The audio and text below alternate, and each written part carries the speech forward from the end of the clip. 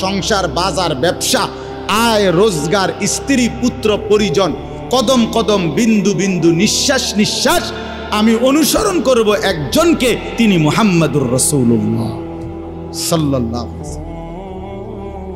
এটারে বলে রিসালাত, এটাকেই বলে নবী সাল্লাল্লাহু আলাইহি সাল্লামকে চেনা, এটাকেই বলে নবী সাল্লাল্লাহু আলাইহি সাল্লামকে ভালোবাসা, এটাকেই বলে নবী সাল্লাল্লাহু আলাইহি সাল্লামকে অনুসরণ করা। আমার ভাইয়া, আল্লাহর দোয়াই আপনি আপনার জায়গাতেই থাকেন, আপনি আপনার তরিকাতেই থাকেন, আপনি আপনার পীরের কাছেই থাকেন, যে যেখানে আছেন থাকেন, কোনো অসুবিধা নাই। শুধু নিজেরে ধোঁকা দিয়েন না, ধোঁকা খাইয়েনও না, কাউরে ধোঁকা দিয়েনও না। আল্লাহ রসুল বলছে আল মুমিনু লা ইয়াখদাউ ওয়ালা ইউখদাউ। খেয়াল করে শুনেন এই কথাটা। মুমিন, নবীজি বলছে, কোনো ইমানদার কাউকে ধোঁকা দেয় না। খোদার কসম নবী বলছে ইমানদার ধোঁকা খায়ও না। লা ইয়াখদাউ অর্থ সে ধোঁকা দেয় না, ওয়ালা ইউখদাউ অর্থ নিজেও ধোঁকা খায় না। অতএব রাসূলুল্লাহ সাল্লাল্লাহু আলাইহি সাল্লামের সাথে সম্পর্ক, ভালোবাসা, মহব্বতের সবটা 100 অনুসরণের মাধ্যমে, অনুসরণের মাধ্যমে, অনুসরণের মাধ্যমে।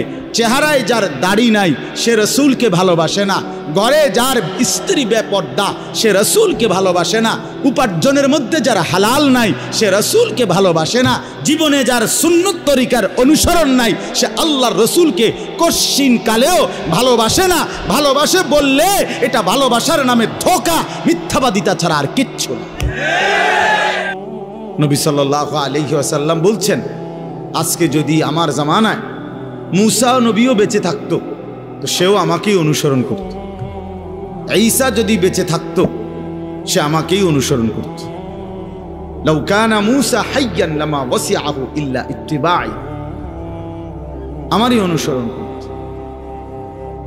এজন্য ভাই আমি সব সময় বলি, 4টি জিনিস আমাদের কাছে আছে যেটা সর্বশ্রেষ্ঠ।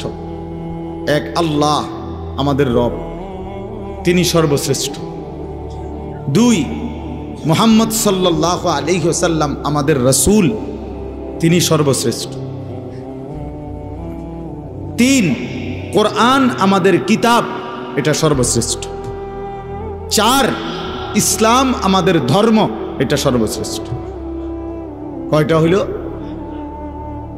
আল্লাহ, রাসূল, কোরআন, ইসলাম।